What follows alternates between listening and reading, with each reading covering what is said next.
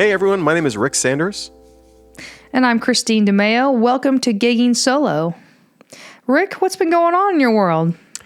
So I have been hip deep in iPad apps. I've actually been trying to wrap up a project that I was going to try to finish at the beginning of this year. So challenge we have, right? Big repertoire, lots of bespoke loops. It's just like someone makes a request and I'm like, oh, hell, I forgot how that goes. And I look at my notes and they look back at me and say, yeah, you were a noob back when you wrote this. So I'm trying to make all of my notes the same level of quality, color coded. Everything is like, I've come up with like a kind of best practice for how I write down things. And now I'm just trying to make everything at that level. Wow, you are so old school. I mean, not in so such a way. I'm not writing it on like, stone tablets or anything like that, but it is a tablet. Yeah. I mean, I will give you that. At least you're using a tablet and not a book of songs that you have in these protective laminated sheets like I used to when I first started, when I was just a wee young musician. Did you have a music stand? Oh my gosh, I remember that. Yeah. Proper music stand, the whole thing? I had a music stand and I had a big binder. When I think about it, it's just so freaking prehistoric, honestly. The music sheets printed out and highlighted with highlighter, and it's in a laminated cover, and you flip from songs, and everything was alphabetical order, and all the it was garbage. I mean, I just can't tell you how glad I was to step into the new age and be using an app for everything. I mean, I did start that way probably in part because I used to be in the tech industry. So going to an app wasn't such a stretch for me. I was a latecomer to music. So all that stuff was well established before I ever picked up a guitar to an extent. So for me, and plus I think I do know several friends who they have their paper, talented musicians, but man, I'm like one good gust and your whole day is ruined. Just if you're outside, just forget that noise. Yeah, it's a pain. I'm glad to have ventured into the technology realm many years ago. I was here in Hot Springs, Arkansas. I was a trendsetter. Many people, when they saw that I was using an iPad, were just mind blown. Oh, what are you doing? What is that? Or, how do you have all your music on there? What is that you're using? I mean, it was groundbreaking work that I was doing. So I set the I set the trail ablaze that way. One of the pieces of gear, which is something that we're going to talk about today. Yeah, no. Something I'm very passionate about is gear. I didn't set that up as a segue necessarily. That is legitimately what's been going on for me. I've been staring at my iPad an awful lot, but it is, a lot of what you bring onto the stage with you. It really does inform kind of a little bit of how your show is going to go. And I think we're going to be talking a little bit about some of those things. Some of them are going to be off-stage items, but most of them are going to be on-stage items. Yeah, for sure. Because there are so many, truly, there are so many pieces of gear that I have come to love and appreciate and rely on. But I'm excited to talk about a few special ones with you today, Rick. I am also excited to be talking to you about that. And I think one thing, when we were talking about this topic, we want to start out with something that that we would be remiss not to talk about at least a little bit together, because it's kind of like the elephant in the room, in any room we're playing in. Because we are loop artists, we've put that into this is what the podcast is partially going to be covering, is looping. We mentioned it in a few episodes so far. We use the same looper. I think it's fair to say that it's pretty core to what each of us does. You want to see what it is? I agree. Yeah, I'm ready to reveal it, Rick. All right. The Boss RC600. Now, did you just say Boss? Yeah. Or did you say Roland Boss or whatever? I don't even know which direction that goes. Oh, gosh. I don't know. I just call it the Boss RC600 or the 600 sometimes. Most people know what I'm talking about, in our circle at least. People other that aren't in the circle are like, what? Sometimes I just refer to it as the big red one because I'm telling people what's going on. Well, because it's, I'm like, what are you doing up there? Well, so the big red one there is my looper. I do that too. That's funny. People come up, wow, what? Oh my gosh, what is all of this that you've got up here? And I'm like, how are you doing? I noticed that you're recording, or you're hitting a drum, or this is happening. And I'm like, okay, this big red thing right there, I record everything with. This little red one, I do vocal harmonies with. It's just walking the layperson who doesn't know about our gear through our gear is always, I think, kind of funny, because you just dumb it down and tell them what it is, what you're doing basically. But the 600, man, honestly, for me, the 600 is awesome. What a game changer. I don't know if you feel the same way, but I had a natural progression. I don't know about you. I started off with a Boss RC3. Do you remember those? I don't. Was that like the analog to like the Boss RC1 and Boss RC? I think is it 5 now? The basic one button one. There's so many now. I know it's a single pedal looper, and it came with like drum beats and things like that.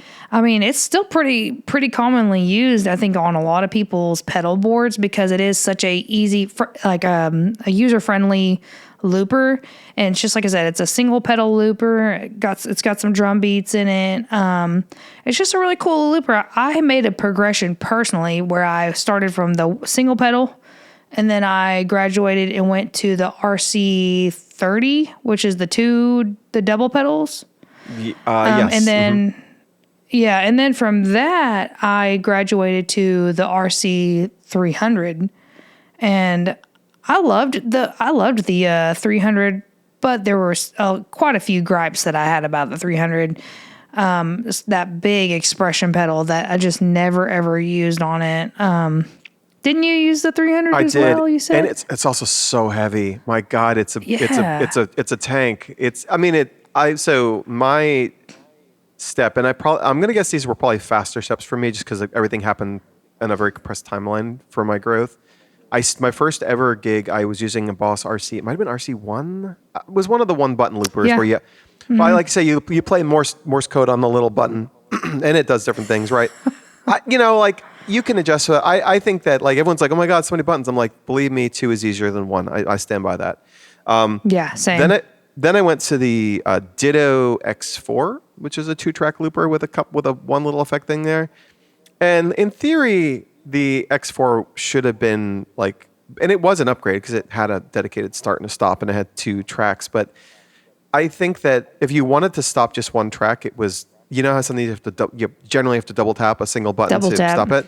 The timing was so tight on that double tap, and the buttons were so close together that it was actually really hard to double tap them without hitting another button, or double tap them fast enough that it didn't just go into overdub mode, right? It was a really miserable, and that's when I went to the 300, and I was on the 300 about a year before the 600 came out, and friend of the pod, my mom, got me the RC600.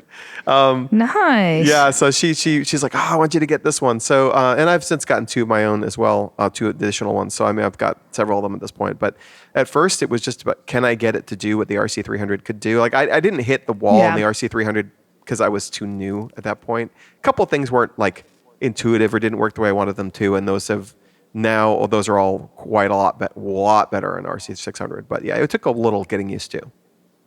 Yeah, for sure. I could go on and on, but just to sum up my journey, I literally had a journey of very basic loopers, and I've had a slew of them. The Ditto was one of mine, but it was just a single pedal. Yeah. I went from, a progression of 1 looper pedal, 2 looper pedals, 3 looper pedals. And then for a while I had a kick drum and a tambourine on my foot. So it was like looper plus that. And then the 300 happened, and I realized how much that opened up my repertoire, being able to loop like that with that much power and the capability, like you said, having 2 pedals versus having to do that stupid tap dance of double tap to stop, or holding it down, or double tap and holding it down to undo, or whatever. Oh yeah, to stop and erase, for instance. That's a tap hold. It's It's like dashing in a lot of old video games for anyone who's like a video game nerd. It's like that kind of thing. Yeah, it was such, like I said, I cut my teeth on really starting to loop with my guitar on. I feel like the 300 was a big groundbreaker for me, basically. But then going to the 600, man, I love the smaller footprint of the 600. I mean, I know you know this. I run everything through the 600. The 600 is not just my looper now. The 600 is my mixer. It's my looper. Sometimes it's a drum machine. Yeah. It's a backing track, like a player. So for me, the 600, I could do a show without it. I could play acoustically. I could even use some different loopers, but I think my show has personally evolved so much from moving over to the 600. And I bought it. I remember when I bought my 600, I didn't use it out at a gig for probably over a month and a half. I sat and programmed all my songs, practiced with it, and worked out all of the kinks because when the looper first came out, I got it like when it first came out, and let's face it, there's been a lot of bugs I think with the 600, and I've noticed that a lot of people have had some gripes about it, but I haven't had that many issues with mine, luckily, and it's just been a huge asset to what I do in my show. Yeah, I mean, I think that the evolution is the same. Again, I was not as expert at looping back when the 600 came out, and of course, I got it like first shipment or something like that. So it's not that's not a flex. That means that the firmware was not it was pretty janky in the really early versions of it. So some of the things that later worked out great weren't really working back then quite yet. And I would say now that I'm in a comfortable place. I mean, I am a couple of firmwares behind the most recent one because of issues that we've hinted What do at. you want, if you don't mind me asking? Because I think I'm still on 1.2 or 1.21. Same. I'm on 1.21, and the reason for that is there's a very specific bug that I think it's a bug. They changed some behavior. I mean, Matt Bolton would say it's a bug. A lot of people, Ross Gallagher would say it's a bug. Like it's a lot of people who traffic in like looping configuration and stuff would agree it's a bug. It kind of depends on if you never use your loops to set your tempo, it kind of doesn't affect you. But if you're someone like me and a lot of people that do that, it's a killer. Yeah. So I mean, I know that like if they ever do a patch that I really need, I'm going to be up against it. I might have to like tap tempo my way into a song, and I don't really want to do that. But for right now, I'm trying to avoid it. But I will say, like to your point about the mixer, all that kind of stuff, and also the fourth. I don't know how many tracks you use in what's your most complex arrangement. How many tracks are you using right now? I think my most complex one, I'm just using 4 tracks. Yeah. Just to be honest with you, I am a less is more type of person, and I've always been that way when it comes to music gear, because I can go down a rabbit hole and think that I need all the new toys and think that I need to do all the things, but then I have to remind myself, truly, your audience just does not care, about the things that you care about as a musician. So yeah, I mean, and I'm the same actually. Simple. I use 4 probably more often than you use it, but I do like that 4th track a lot. There's an increasing number of songs where I like having that, just for like sometimes. It's nice to have a free loop for me. Like if I need to adjust my in-ear monitors, I record, I will just impromptu record a part on the guitar so I can take my hands off the guitar and fix things on my stage and then delete that link. I mean, I'll use it as like a scratch loop sometimes even. Yeah. So like having that additional one, but like for those who are not in the know on this, who might be listening to the podcast, the RC600 is a 6-track looper. But to get to all 6 of those tracks can be a little tricky with the number of buttons on the thing. So you kind of have to be this like, if it's really natural to do 3 tracks because you've got like 6 buttons at the bottom for play stop for everything. It's the default. It makes sense. It's what the 300 does as well. But when you want to get to that 4th and 5th, it does open up options, but it comes at a cost. And for me, I also found that like 4 is the maximum. After 4, it's just like the cost to figure out where track 5 goes and keep track of 5 tracks in my head. It just hasn't been worth it yet. Was it the juice is not worth the squeeze? Yeah. Is that how it goes? Yep. I mean, I 100% agree with you on that. And just with that being said, I I think that you and I both use the RC600 as a tool and not a crutch. Yeah. We're using it to, what's the word I'm looking for? We're using it to enhance what we do. We're not using it to cover up what we can't do. I'm going to say that's mostly true for me. I just want to say one caveat. There's some parts I cannot play and sing. I will loop the guitar and I'll sing. Sometimes, not often. There's like a... No, I do that sometimes. I don't think there's anything wrong with that, but for the most part... But broadly, I agree with you. Yeah. Yeah, I think that we're using it to enhance what we can do and what we want to do. Yeah. With the 600, as far as, like I said, I just think you lose your audience when you take too long to build loops, and it just becomes boring. People are like, okay, I've heard the same progression like 15 times now, and I'm ready to be done with the song, you know? Yeah, and one of the cool things about the way the 600 works, and that, again, we're not sponsored, boss, sponsor us, is... but you could sponsor us, you boss, could sponsor if you really us, boss. wanted to. But one of the cool things about it is like, this, and then I learned how to loop literally, like one of my initial teachers was David Shannon, and he taught me a bit about like building as you go and making the loop more interesting during the song. That's how I like to do that where I can without forcing it. But one of the nice things about it is you can say, even if your microphone's going through the looper, you can say, yeah, don't record it. You can say, oh, on track 3, it's recorded, on track 4, it's not. And you can do there's so many ways to, without adding gear, to make it so that, okay, my vocal loops have to be on track 1 because no other track will record it. So you can actually be playing a verse, singing, recording the verse as you go. And then next time around, you can be adding bass on it. You can do all this stuff. If you're, again, able to kind of keep that in your head, you can actually really cut down your time on it. Again, there's so many options to make the workflow just tight, which is nice. Yeah. I guess, if you want to count this as a track, I have this video on YouTube on how to run a click track on your Boss RC600. And we'll link that one. That's a good one. I like that. Yeah. Yeah, for sure. I utilize track 6 and I will record a metronome on track 6. And so I guess technically that's my 4th track, but really it does that's just another way for me to cut down on how much time it takes me to build a loop. Yeah. Because I've got this memory bank saved with a certain BPM, and I can go ahead and I've already got the BPM going once I hit start.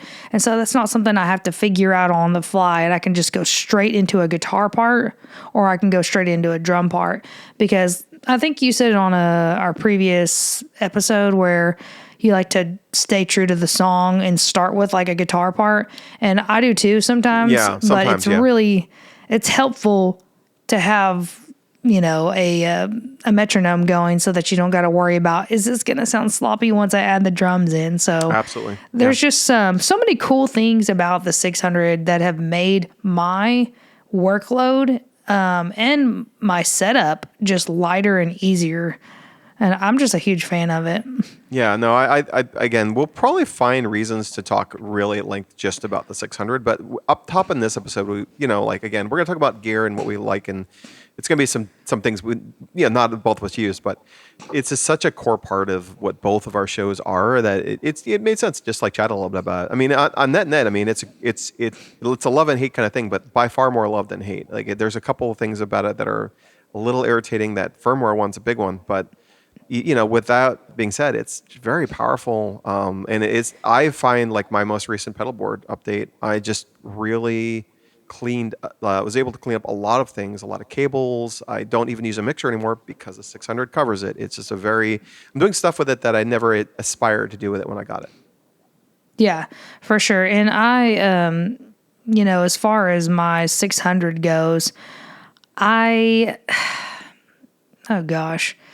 With the 600, like I said, the back-breaking work is gone now a lot, because now I don't have that big behemoth of the 300 sitting. I don't have to have a board to sustain the big 300 with the expression pedal that I never use and everything now. So that, to me, to be able to lighten my load was a huge plus. The only gripe that I can really say, that I don't know if you've experienced this, but it is pretty annoying. Every once in a while, my 600 will just freeze.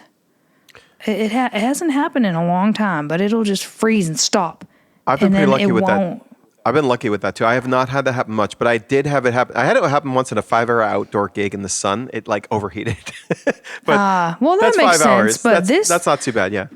yeah, mine will just, and it's happened a few times, but it just hasn't happened in a while. But it just would freeze, and I'd have to unplug it to get it to reboot.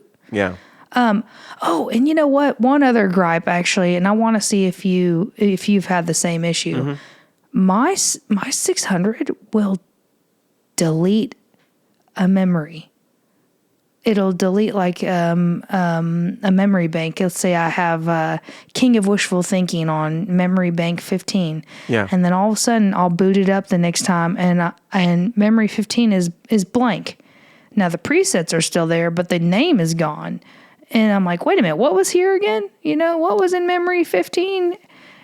And I have it's not just run into so that, weird. but that is weird. No, the closer I get to it, and I have had like weird things happen with like settings. For me, occasionally, and it's only happened on track one. Track one, I typically set to one measure, and then all the other ones are auto. They're all like multiples of that. Every now and again, and it hasn't happened in a while. Actually, I almost forgot it happened. Is it will change its setting, so it will actually change the setting on the loop menu or whatever, and says actually it's two measures now. No, actually no, it's one quarter note now, and like it causes What? tempos to just go crazy. But now because it's happened a couple times, I'm like, delete, go to the menu, fix it back to one, off I go. Like I recognize it. This, by the way, any of the gear we're going to talk about that is musical nature, learn how your gear is wacky and get used to. Oh like, yeah, no, that's read an its little episode right minds. there. Yeah, Because I for can real, solve. that is an episode. Because that was like so confusing the first time it happened. Then I like looked in the menu, like, how did this change? Like I definitely didn't change the setting, and it hasn't happened in a bit. Knock on wood, it won't ever happen again. But it's one of those things. It's like every now and again, its little brain just says, I wanna say in how the music's gonna be. I don't want you to do it this way. I want you to do it this way. Yeah, I do find it. I do find it really, really odd because, and I'm trying to wrap my head around it. Maybe you can help me since you're an IT guy. I'm only a slight IT gal because I don't have like near the depth of IT that you do. But I don't understand how a machine can change something within itself when it hasn't been hooked up to the internet or any kind of computer for update, and you just turn it on and it decides within itself, hey, I'm gonna delete your memory bank or I'm gonna change your measures. Like that doesn't make sense to me. I guess I don't understand how that works. I mean, without knowing how any of it works, I mean, the thing is that at any end of the day, every software can have bugs. Now, speaking as someone who wrote software, I can say that this is true of everything I wrote in my life. And sometimes it just boots up, and then like because it has the ability to create, save, and delete, it just whoopsie, I deleted something by accident. So it's whenever a thing has the capacity to make edits, it can make them wrong. Well, all that to say, amongst some of those stupid gripes, for real, like I still really love this looper.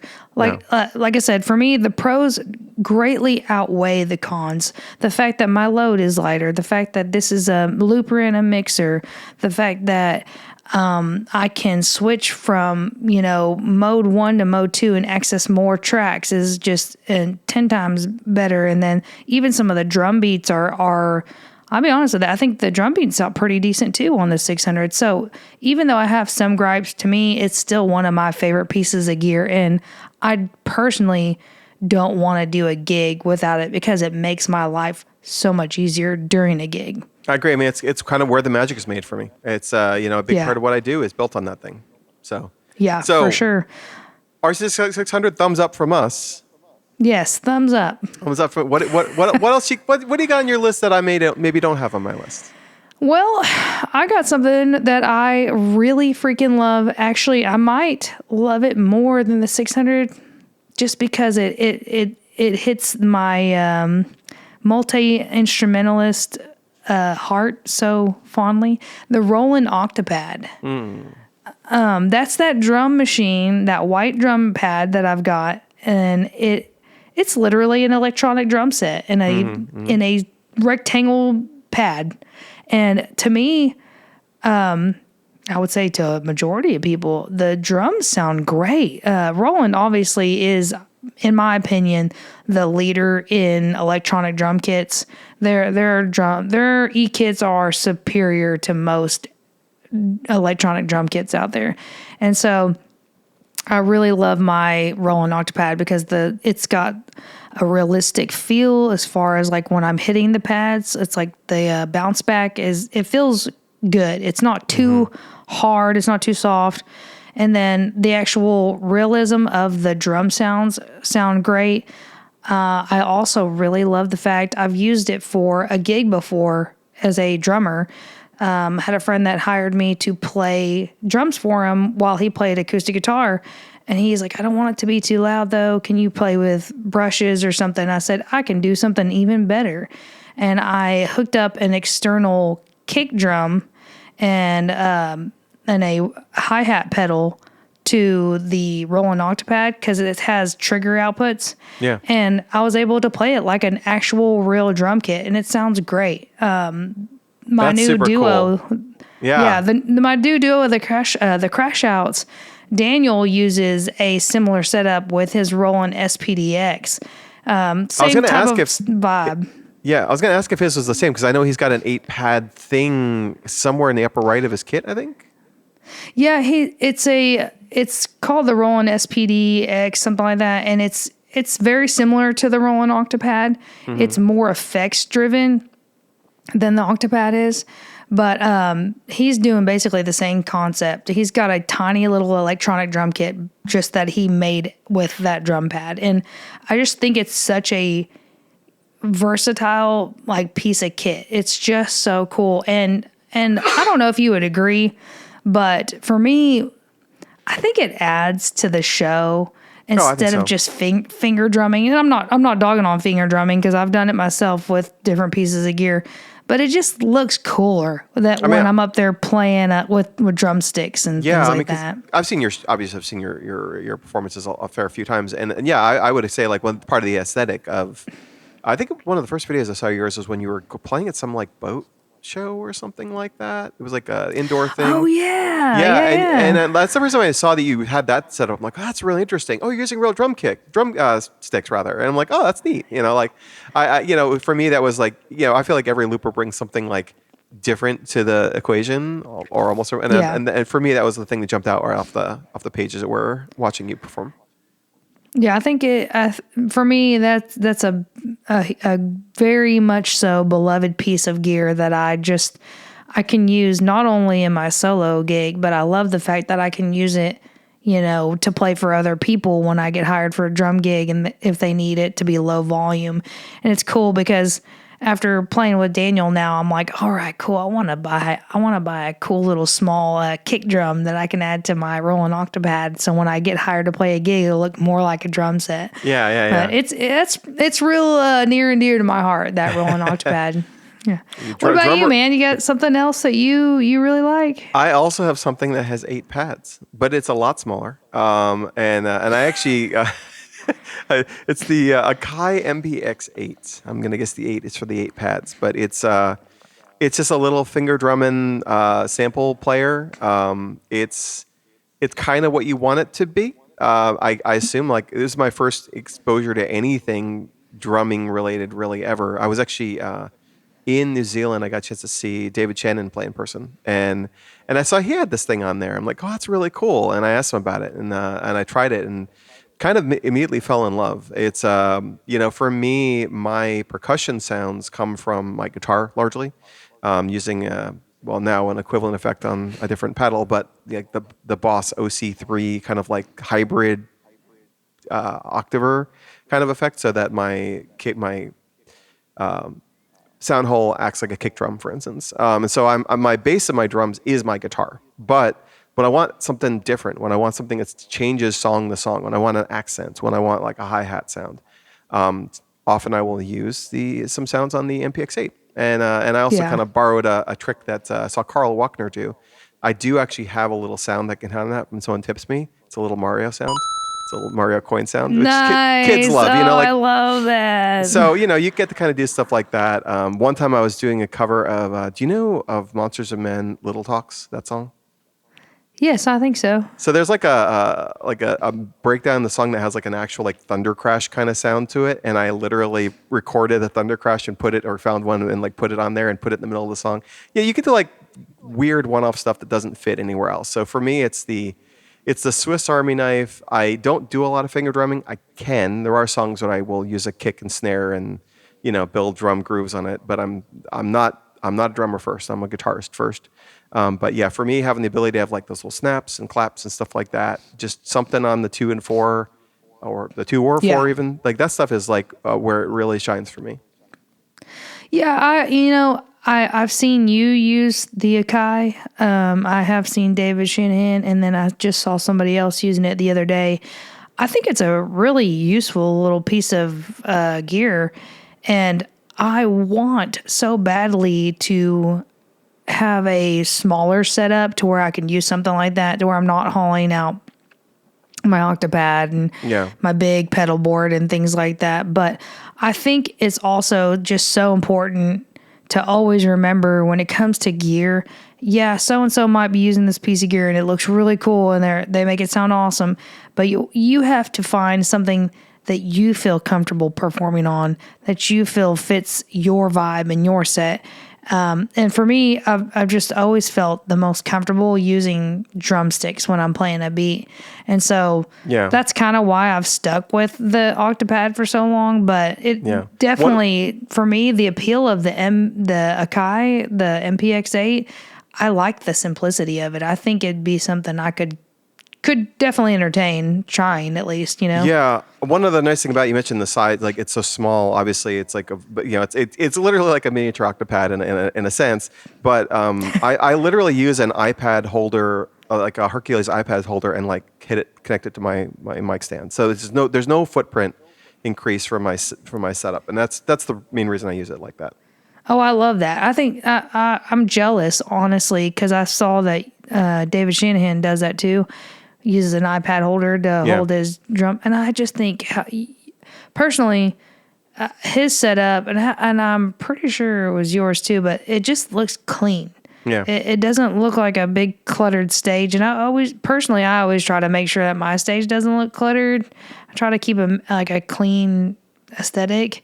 But I love that. I think that you guys have the one up on me as far as like, it's just so neat and compact, and I wish I could have a small setup. I'm jealous. Yeah, I mean, next up, it's not on my list, is the one of the Akai Mini like keyboards that I also mounted on the mic stand so that I could theoretically have both. I mean, wouldn't think you'd need both, but one thing the MPX8 has is the fact you can put a SD card in it and load your own sounds, and it can't do that with any of the other like keyboard related ones, unfortunately. So, but that's I've been able to figure out.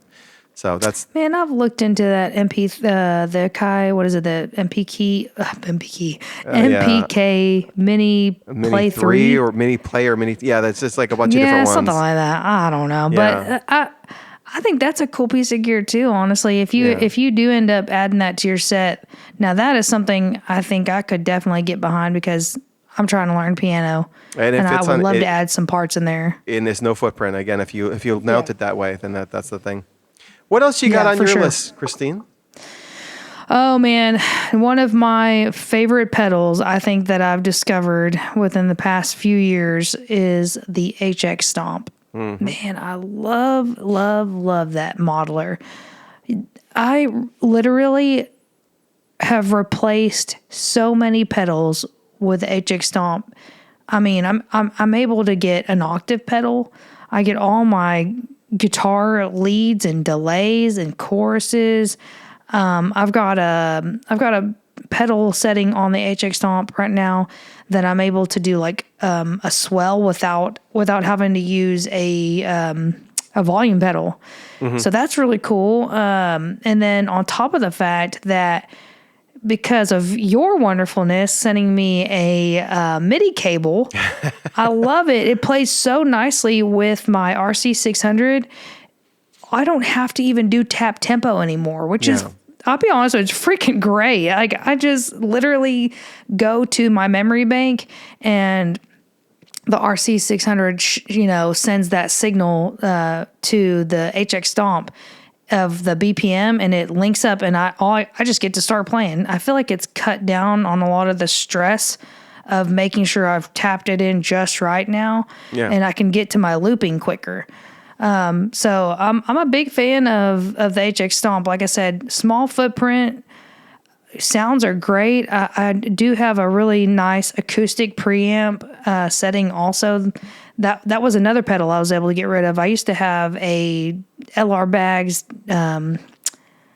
Para DI, and it had like a built-in preamp, and I got a lot of my tone shaping from that. But when I got the HX Stomp, and it's got like acoustic preamps and compressors and everything inside of this super powerful modeler, I was able to get rid of that. And now I just run a regular 48 volt DI, just like a small stage bug one. Yeah. Yeah, no, I mean, I'm as you know, a recent convert as well. I have one. You have two of them now, right?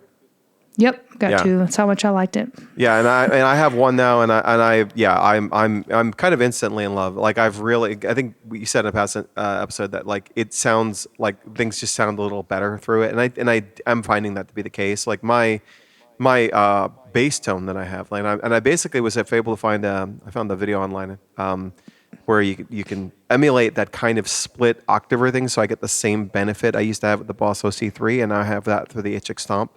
Other cool thing, and I'm actually working on a video about this, so I won't be able to link to it yet, is that I'm able to send MIDI signals via that same MIDI cable that we were talking about. I was able to send MIDI signals to the HX Stomp and actually like change the preset bank. So all three buttons on the HX Stomp are dedicated to pedals or toggles or whatever, and then if I want to change what bank I'm on, I can do it with my feet entirely with some Mode 3 assigns I have on my RC600. So it just fits like a glove, and the setup works really well with the RC600 that way too. Man, I'd like to see that video when you put it together. I'd be interested in maybe routing something similar. I like I said, the HX Stomp playing so well with the 600 is making me realize that I may not need certain external foot switches anymore. Yeah. I'm already thinking of some workarounds on how to get rid of some of these external foot switches that I've been using, because I'm like, I don't really need this one. I could actually assign this pedal.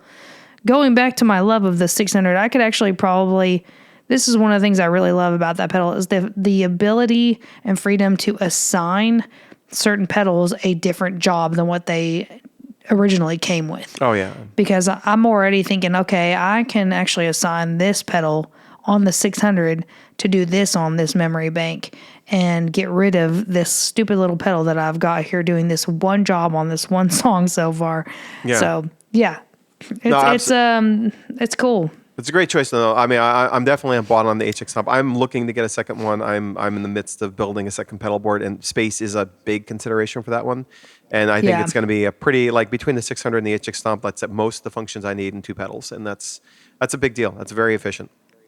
Yeah, like I said, using it because every year now I've been traveling with that band that I play with from Little Rock, and they take me to Key West, and we have to pack a lot of stuff in our suitcase. So I just have this little pedal board. I think it's like the Nano pedal tray Nano, and I just put the HX Stomp, a DI, and usually a wireless guitar system on the rig, and I'm good to go. Yeah. And I love that it's such a small footprint. So I'm a huge fan of the HX Stomp. That would be probably one of my favorite pieces of gear also.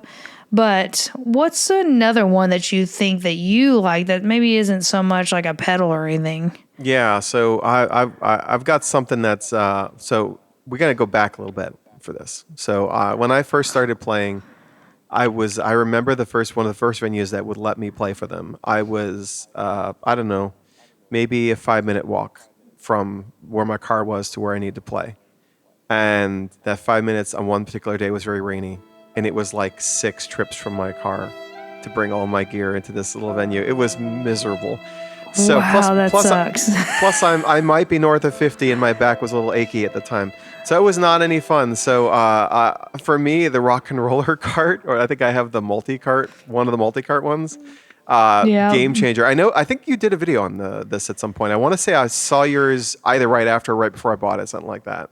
Is that right? I on that video that you were talking about of my solo setup at the boat show. Yeah. I talk about it on that video because Yeah. I love my rock and roller car. It is a back saver, a lifesaver, all the things. Like it makes loading in and loading out 15 million times easier. And I will say, So- invest in a small assortment of bungee cables, and you're just golden. Like I can pretty much do any. It's always one trip from the car now, even if it's like a bunch of random stuff. But yeah, it's just it. The real practical. We've talked a little bit about keeping things small and light, and that's because it's lugging gear is the most painful part of the job. Yeah, and obviously anything that lets you get from point A to point B. The one thing I will say is it makes me very. I get really resentful of stairs or rock paths. Rock paths are the worst. Resentful. I love that. Yeah, because you're like, I can't use my cart, so you like bring the cart to the base of the stairs and you go up and down the stairs. But like, yeah, private I can backyard relate. parties, yeah, it can be kind of iffy. I play it. I'll just say the name of the venue. I know they won't care. I play at the Ohio Club in Hot Springs, Arkansas, often, and it's Arkansas's oldest bar. And let me tell you, it's downtown, so I have to parallel park, which I'm the queen of parallel parking, so it's not a big deal. But I get there and it's a small venue, and you have to climb a flight of stairs to get to the stage. And I mean, no doubt, I'm cussing every stair up the flight because my pedal board is so big and bulky now and heavy, and I hate it. And so I hate stairs also. I hate, like you said, rocky pathways. Oh yeah, like little pebbles. Oh, the worst. Yeah, it's terrible. It's the most terrible thing I've ever experienced in life. So living a good life. I I'm think not a they call fan. it living a good life. Yep. But yeah, having the rock and roller car, I'm not down to one trip just yet personally, because I think I have a little bit more of a setup than you do, a little bit more gear. But two, I can get everything as far as like my instruments and gear on the rock and roller cart, but then I usually have to go back and get like my EV30M, but it's a rolling case, so that's not a big deal. Yeah. So What else you got that might be kind of similar? okay. Now, something I actually got maybe a year or two, maybe 3 years ago. I can't remember now. The Diodario backpack, the backline backpack. Game changer, man. I used to have to carry my backpack and another, usually like a tool bag or a toolbox full of all my cables and things like that. I just carry my backpack now, and that thing is built to withstand some tough, lugging it around, throwing it in the car. It's held up well, and I love it because it has at the bottom of the bag. I actually did a video on this on my YouTube channel. At the bottom of the bag, it has a spot just for your cables. So it's like an OCD person's dream, actually. I really love it. I get to roll my cables nice and neat. And they stack so nicely, and like they have different oh gosh, what's the word I'm looking for? I'm just drawing a blank today. Like compartments or Yes, compartments, little separators. And so everything stays super nice and tidy. It's got spots for your microphones. So I carry an extra microphone in my bag just in case. Yep, same. And then it's got slots for your strings and multi-tools. It's got a spot for your laptop or your iPad in the back.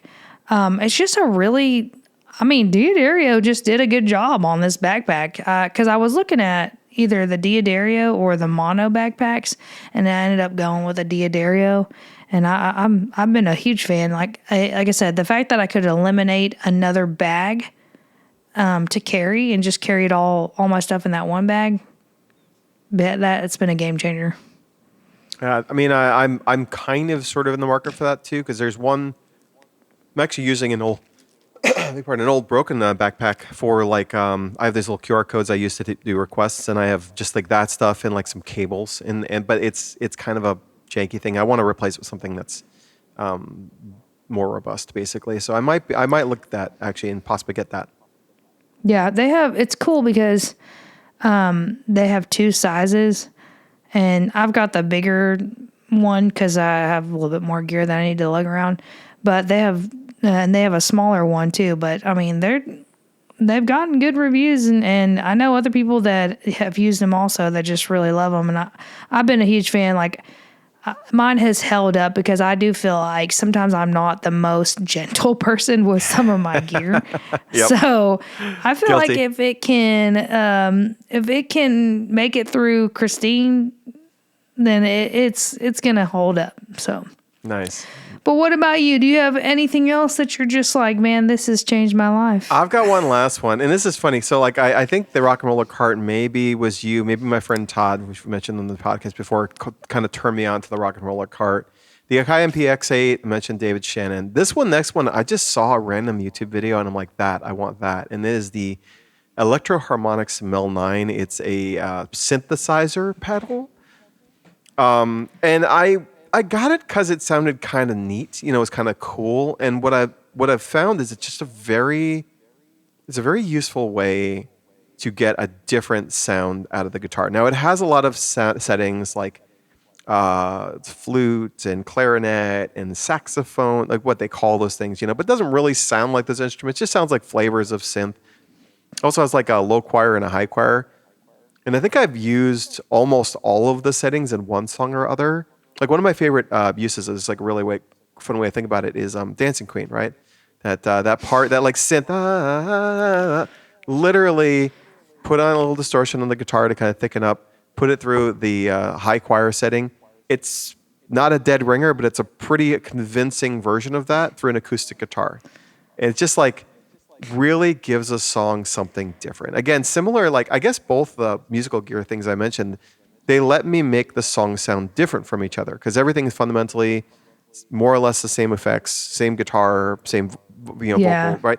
So it's like what lets me break things up. And so for me, the Mel 9 is just a fun pedal. It really like I use it for harmonica parts. I use it for string parts. I use it for like violin parts. I use it as a fake for the slide guitar and Sister Golden Hair. Like I use it for a lot of things like that where I just wanted something that's gonna pop out and make a song feel different or more true to the original, basically. Yeah, I would agree with that. That's why I think, have different pieces of gear that we both know and love because you want to be able to, it's almost like adding seasoning to a song that you're looping. But no, it's funny that you said Dancing Queen. I actually got requested for that this weekend.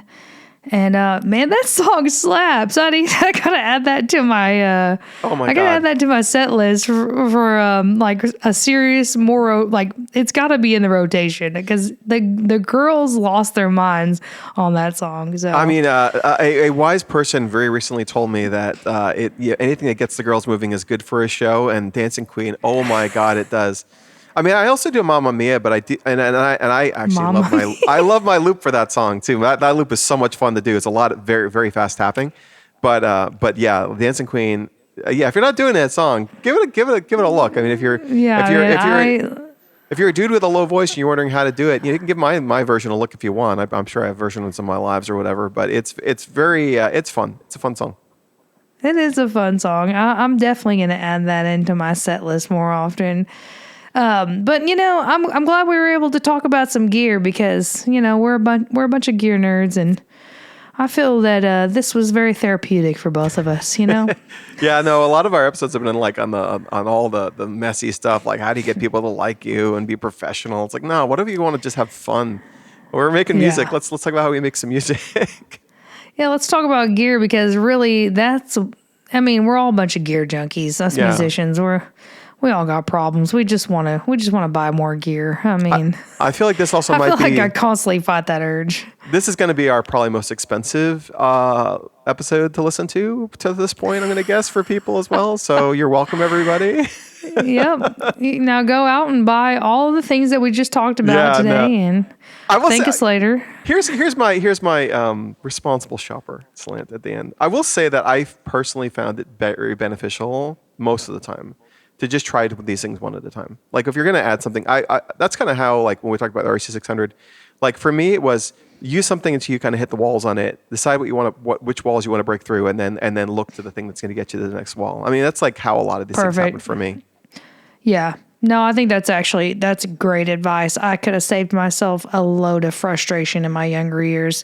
I have no patience, and I want things to be a certain way, the way I want them now. And I think the 600 was when I started learning, okay, you need to take your time, learn your gear, and really just slow your roll and settle into this. And I do feel pretty comfortable with the 600. Obviously, there are still things that I want to learn using that looper, and I think that's great because it just gives me more room to grow. But these pieces of gear that I have listed for me personally, they probably I think probably for like the hobby player, they would be expensive. Yeah. Expensive piece of gear to buy. But for me, or for somebody who does it more, I guess, as a profession, as their bread and butter, these are pieces of gear that I have learned that I can rely on and that I can grow with. Yeah, I mean, I think it's a big part into. That's a big part of the way like our approach is really. We are working musicians. These are the things that, like, when you're talking about like a cart and a backpack, like these don't sound very like musical, honestly, but they are critical if you're trying to make your money on the back of your ability to perform show after show. You're gonna be grateful you did these things. It's gonna make things more reliable, more dependable, etc. And I will say that note about only getting things one at a time, Sweetwater, if you ever want to sponsor us, I promise I'll never say that again. Yeah, Sweetwater, listen up. Yeah, I need some sponsorship. We got some beef with Sweetwater. Yeah, we got some beef with Sweetwater. I'm ready for an affiliate link or 3. That's all I'm saying, Sweetwater. I'm just throwing that out there. Yeah, with all the love. Anyway. I think that's all I've got for today, Rick, and I don't want to get in trouble with Sweetwater. So I'm going to stop talking. We didn't mean it, Sweetwater. We were just kidding. But, seriously, if you want to sponsor us. Anyway. Christine, thank you as always. Yes, Rick, thank you. And we hope you guys enjoyed this episode. And if you did, please like, subscribe, share, all the things, Gigging Solo podcast. And we look forward to seeing you guys again soon. Or leave a review on your podcast platform of choice, where we have audio. We do occasionally like lean into the visual, and we'll have like little visual things on the screen if you're watching on YouTube. But if you're listening to this, we have a YouTube channel, FYI. Gigging Solo, but otherwise, hopefully you're enjoying this, and we'll see you in the next one. All right, we'll see you guys later. Cheers.